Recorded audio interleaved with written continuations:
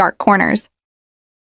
Have you ever noticed how the loudest voices demanding answers about Jeffrey Epstein suddenly go quiet when it comes to the one person who might actually have those answers? Welcome back to another deep dive from NewsDecoded. If you're new here, make sure to like, comment, and subscribe.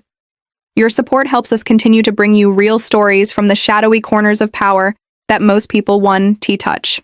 Let's get into it. With all eyes fixated on Epstein and the long-awaited release of files linked to him, one name continues to float above the noise: Ghislaine Maxwell.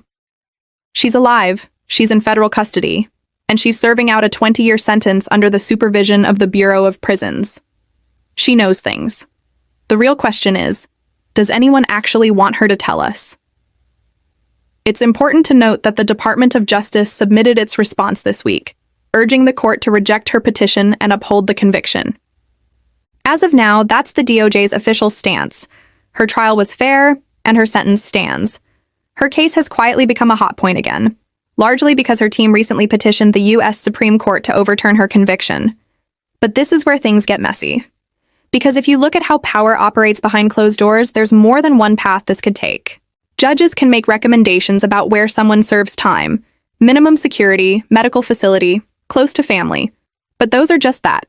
Recommendations. What she eats. Whether she's in general population or solitary confinement. If she has access to a phone. If she can give interviews. Even if she can use the commissary or see visitors. It's all discretionary. The Bureau of Prisons doesn't have to follow them. Even without formal gag orders, it's very easy for the DOJ to send a message: cooperate, and life gets harder. When someone has information so explosive, so consequential, that you want the full truth on record, even if it means giving them a pass on some legal exposure. Stay quiet, and maybe things don't get worse. These are the same people who hold endless hearings for anyone who so much as walked past a White House desk. And yet, no subpoenas for Maxwell, no votes to compel her testimony, no action to release the Epstein files. Start with the obvious: Donald Trump. They are, incredibly, doing less than nothing. They're actively blocking transparency. They have sticks, and plenty of them. He's demonstrated that he's willing to use the presidential pardon power in unconventional ways. But they can block journalists, they can refuse interviews, they can impose solitary confinement. In the U.S. justice system, cooperation gets you leniency. That's not some shady backroom thing, it's standard practice. If the DOJ doesn't want her talking, they have ways to make sure she doesn't. Ask any criminal defense attorney. They'll tell you this system is built to reward those who play ball, even when the truth is fuzzy. And the Supreme Court has broadly upheld that power as absolute. So, while politically disastrous, legally, there's very little stopping Trump from telling Maxwell, directly or through back channels, that if she stays quiet or says the right things, she could walk. Not a pardon, not early release, but immunity specific to her testimony, meaning she wouldn't be prosecuted based on what she says. This isn't fantasy, it's the criminal justice system. Welcome to how things really work. In exchange, they get reduced sentences. It's just a matter of wanting to. Less time. Better conditions. Transfers to easier facilities. His name came up in relation to a possible judicial appointment. Protecting themselves? Or is it something bigger? But his involvement in pressuring a U.S. attorney to drop a case and then telling staff to destroy their notes set off alarm bells. The acting U.S. attorney at the time even resigned, citing unethical conduct. But she's not, and that tells you everything. Hit that like button, share your thoughts in the comments, and spread the word. We're committed to pulling back the curtain, one dark corner at a time. She could still be charged for lying, sure, but the content of her testimony? Protected.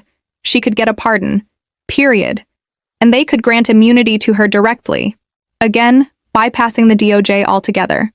And here's the kicker. Trump would be immune from prosecution for that. The courts have made clear that the pardon power isn't just sweeping, it's shielded. Now let's flip the coin. The Department of Justice doesn't need to offer carrots. The Bureau of Prisons, under DOJ authority, controls almost every aspect of Maxwell's life. They decide where she sleeps. And don't underestimate how much that matters. And yet, if there were genuine interest in uncovering the truth, the DOJ and even Congress could compel her to testify. Here's how that works. Either the DOJ or Republicans in Congress could grant her limited immunity. This tool exists precisely for situations like this. Yet here's what's curious.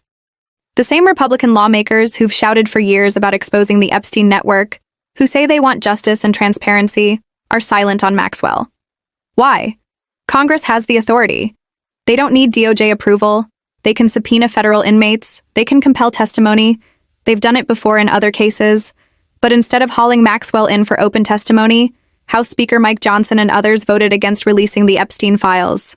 So then, are we really supposed to believe they care about justice? That they want the truth? Let's not be naive.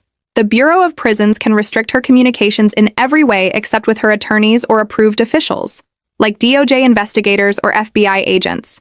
There's also a very real possibility that a behind-the-scenes deal could already be in motion. People offer testimony.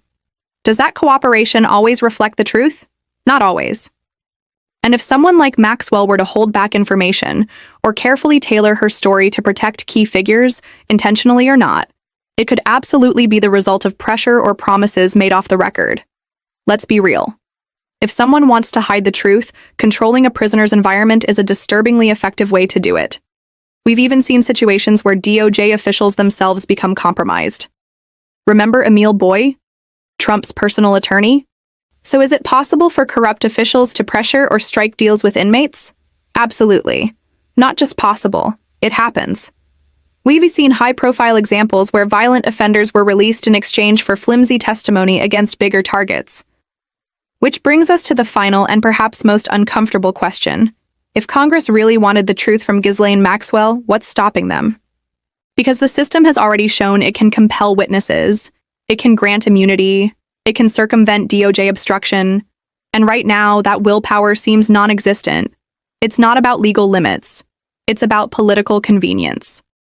The same lawmakers who held Hillary Clinton under the microscope for hours about Benghazi now seem allergic to even mentioning Ghislaine Maxwell's name. So ask yourself, if Maxwell holds keys to the truth and those in power don't want her speaking, what exactly are they afraid of? Is it about protecting Trump? Whatever the reason, the silence from Congress is not just suspicious, it's damning. If the goal was ever to uncover the truth about Epstein's powerful network, then Maxwell should be center stage. If you found this breakdown valuable and want to stay ahead of the curve on stories like this, subscribe to NewsDecoded. Until next time. Dark corners. When the truth gets buried, we dig it up.